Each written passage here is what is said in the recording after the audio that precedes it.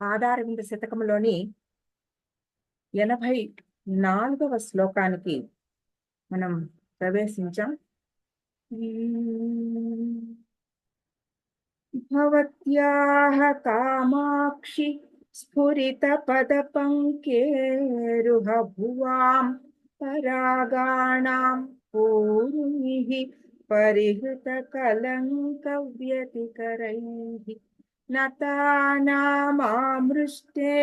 హృదయ ముకురే నిర్మల రుచి ప్రసన్నే నిశ్శేషం ప్రతిఫలతి విశ్వం గిరిసుతే. ప్రతిపదార్థానికి వస్తే గిరిసుతే, ఓ హిమగిరిసుత కామాక్షిదేవి, భవత్యాః నీ స్ఫురిత పద పంకేరుహ భువాం. స్ఫురిత అంటే షైనింగ్, బ్లాజమింగ్, వికసించుచున్న, మెరుస్తున్న, అటువంటి వికసించుచున్న పదముల కమలాల నుండి వెలువడిన, భువాం అంటే వెలువడిన, పరాగాణాం పూరైహి, పరాగం అంటే ఒక పువ్వులో ఉండే పుప్పొడి లాంటి ఆ పరాగం చేత పరిహృత కలంక వ్యతికరైహి. పరిహృత అంటే రిమూవ్ చేయబడిన, తొలగించబడిన, కలంక అంటే డస్ట్, డర్ట్, వ్యతికరైహి అంటే అతుక్కుంటూనే ఉన్న అదనమాట. అది ఆ అతుక్కుని ఉన్న మాలిన్యాన్ని తొలగించగా ఆమృష్టే, ఆమృష్టే అంటే క్లీన్డ్,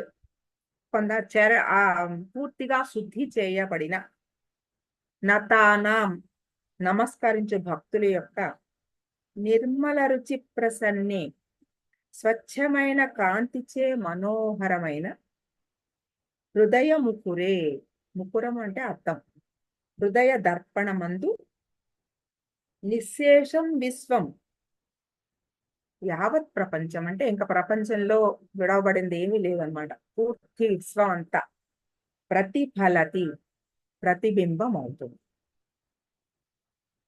ఇందులో అమ్మవారి పాద పరాగం, ఒక పువ్వులో ఉండే పుప్పొడి, ఆ పుప్పొడి లాంటి అమ్మవారి పాద పరాగము నతాన అంటే ఈ భక్తుల యొక్క ఆ హృదయ ముకురం అంటే హృదయం అనే అద్దం మీద పట్టిన మాలిన్యాన్ని ఎలా పోగొడుతుంది. అద్దంలో ఏమన్నా మనకు కనబడాలంటే అద్దం చాలా క్లీన్ గా ఉండాలి. అద్దం నిండా దుమ్ము ఉంటే అద్దం మనకేం కనబడదు. మనకు తెలియాలని కళ్ళజోడు పెట్టుకునేటప్పుడు కళ్ళజోడు క్లీన్ గా లేకపోతే మనం చూసే కళ్ళజోడులోంచి ఏమీ కనబడదే. అలాగా ఈ అద్దంలో కూడా అద్దం మీదంతా దుమ్ము పేరుకుపోయి ఉంటే ఎలాగైతే ప్రతిబింబం సరిగ్గా రాదు, అలాగా భక్తుడి హృదయంలో ఉండే మాలిన్యాలని అమ్మవారి పాద పరాగం ఎలా శుద్ధి చేస్తుంది అని చెప్తున్నారు. పాదములు పద్మాలు, ఈ పద్మాలలో పుప్పొడి ఉంటుంది. న్యాచురల్ కదా, పువ్వు అనే దానికి ఎప్పుడైనా ఆ పుప్పొడి ఉండడం సహజం. అమ్మవారి పాద పద్మాలకి కూడా పరాగం ఉంది. మనం ఎత్తుకున్న ఆంధ్రలో తనీయాంశం పాంసం తవ చరణ పంకేరుహ భవం అని చెప్పుకున్నాం. ఆ యొక్క పాద పరాగం యొక్క ఒక లవలేశమైన ఒక ధూళి కణం చేత ఈ విశ్వాన్ని అంతటినీ కూడా బ్రహ్మ సృష్టించాడు అని చెప్పుకున్నాం. అంటే ఆ పాద పరాగం, ఆ పాద పరాగాన్ని రజస్సు అంటాం, పాదరజము అంటాం. ఈ పాదరజము ఎలా శుద్ధి చేస్తుంది? మామూలుగా శరీరం మీద పట్టిన మురికిని, ఇప్పుడంటే సోపులు వచ్చాయనుకోండి, ఇదివరకు శనగపిండో సున్నిపిండో ఎలాగైతే అది ఆ ఒంటి మీద పట్టించుకుంటే శరీరం మీద పట్టిన మురికి ఎలా వదిలిపోతుందో, ముళ్ళును ముళ్ళుతో తీస్తారు అన్నట్టు, ఇలా ఒక దుమ్ముని అమ్మవారి పాదరజముతో ఎలా నిర్మూలించగలుగుతామో అది ఈ శ్లోకంలో చాలా బాగా అద్భుతంగా వివరించారు ఇందులో.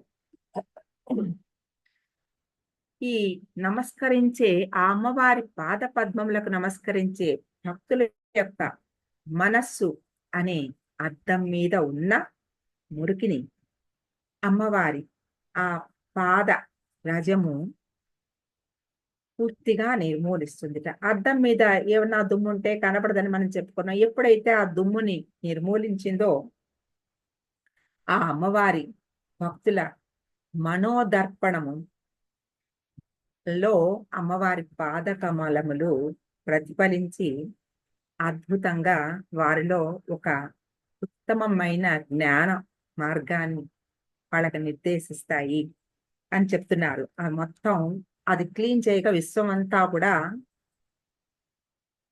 నిశ్శేషం విశ్వం ప్రతిఫలతి అంటే నిశ్శేషం ఏమాత్రము ఇంకా ఎక్కడా కనపడని విషయం అంటూ ఉండదు. అంత దృగ్గోచరం అవుతుంది వారి మనస్సు మనోఫలకంలో అని చెప్తున్నారు. వారికి సర్వము పూర్తిగా అవగతం అవుతుంటే జ్ఞానం, ఏదైనా సరే అర్థం అవ్వగలిగిన ఒక శక్తి జ్ఞానం అన్నమాట. దేనైనా చూడగలిగిన శక్తి అంటే ఏమిటి? మనం చూస్తూ ఉంటాం కానీ గ్రహించలేము. చూపు వేరు, గ్రహింపు వేరు. ఆ దృష్టిలో గ్రహించగలిగిన దృష్టి అదే జ్ఞానం. చూపు ఉరికనే అలా ఏదో మా పిల్లల్ని కూడా మనం అంటుంటే అక్కడే నువ్వు చూస్తున్నావు కానీ ఏం కనిపించడం అని, కానీ దృష్టి పెట్టి చూడకపోతే కనపడదు. అటువంటి సరైన దృష్టిని అమ్మవారి పాద ఆ శరణాగతి ప్రసాదిస్తుంది అని. అలా ఆ శరణాగతి పొందిన వారికి కనపడనిది ఏమీ ఉండదు, అర్థం కానిది ఏమీ ఉండదు అని చెప్తున్నారు. చంద్రమా మనసో జాత అని సూక్తి, శృతి సూక్తి. ఆ సూక్తిని ప్రకారము అమ్మవారి మనస్సు నుండి చంద్రుడు ఉద్భవించాడని చెప్తారు. ఆ చంద్రుడు కళంకం ఉన్నవాడు, ఆయనలో ఒక కళంకం ఉంది. ఈ అమ్మవారి నుంచి సృష్టి అయిన వాళ్ళమే మనమందరం కూడా, ఆవిడ సృష్టించిన వాళ్ళమే మనమందరం కూడా. కాబట్టి ఈ ఆ సంబంధం వలన మనకి కూడా అది వర్తిస్తుంది. చంద్రమా మనసో జాత, మన మనస్సులు కూడా ఆ చంద్రుడి అధీనంలో ఉంటాయి. ఆ చంద్రుడి కళలను బట్టి మన మనస్సులు కూడా మారుతూ ఉంటాయి. ఆ చంద్రుడిలో కళంకం ఉన్నట్టు భక్తుల మనస్సులో మాలిన్యాలు ఉంటాయి. ఏమంటే రాగము, ద్వేషము, ఇలాంటివన్నీ కూడా వాళ్ళ మనస్సుల్లో ఉంటాయి, మలినాలు. ఈ మలినాలు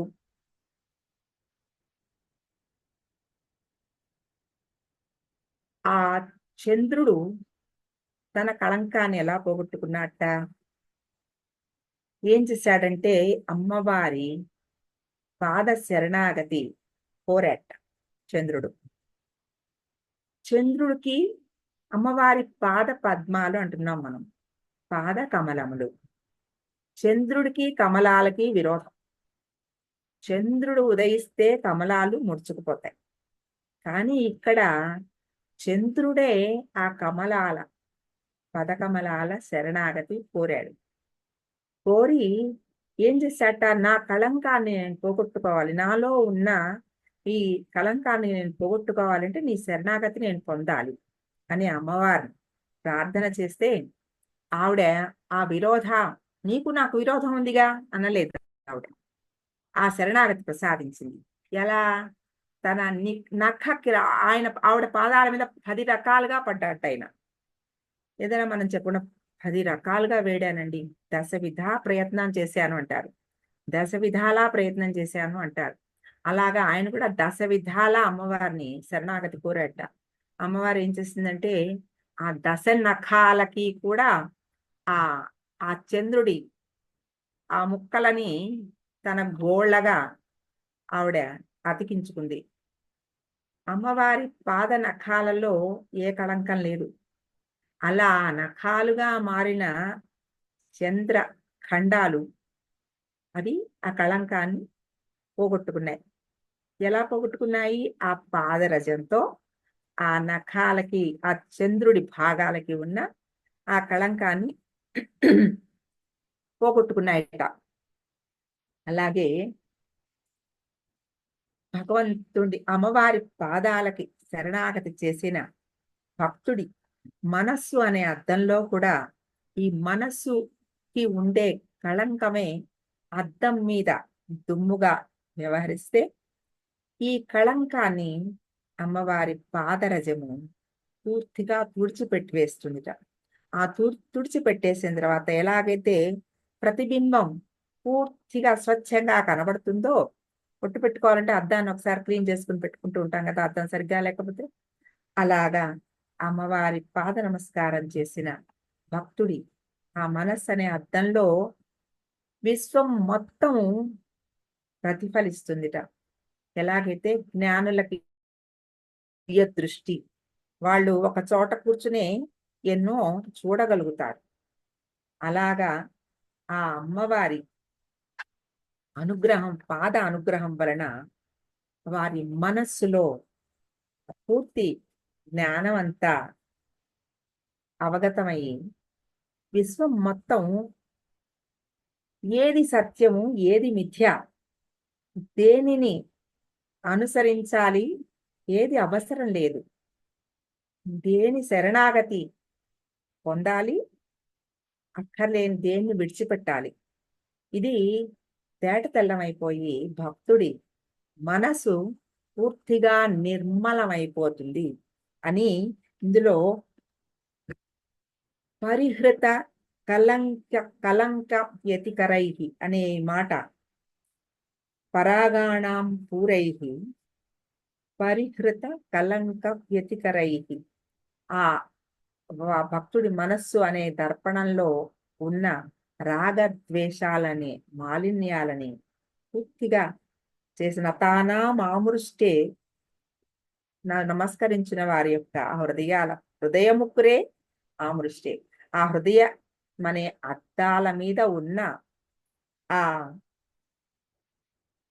కలంకాన్ని, అంటే ఆ మచ్చలని ఆమృష్టే పూర్తిగా అవి శుద్ధి చేసి తర్వాత ప్రసన్నే, నిర్మల రుచి ప్రసన్నే, ఆ నిర్మలమైన మంచి జ్ఞానంతో కూడిన ఆ నిశ్శేషం ప్రతిఫలతి విశ్వం, ఆ విశ్వం మొత్తం ఇంకా వారి దృష్టికి రానిది ఏది ఉండదు.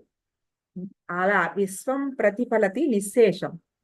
ఏదో నాకు అది తెలిసింది, నాకు ఇది తెలియలేదు, నాకు అది అర్థం కాలేదు అనే ఆ భావం లేకుండా పూర్తిగా అవగతమయ్యే ఆ జ్ఞానాన్ని అమ్మవారి పాద శరణాగతి ఈ భక్తుని మనస్సుకి, ఆ మనస్సు అనే అర్థానికి అమ్మవారి ఆ పాద కమలం ప్రసాదిస్తుంది. ఆ పాద కమలం యొక్క పరాగం, అటువంటి అద్భుతమైన ఆ జ్ఞాన మార్గంలోకి వెళ్ళగలిగిన శక్తిని అమ్మవారు ప్రసాదిస్తుందని ఈ శ్లోకంలో చెప్పారు.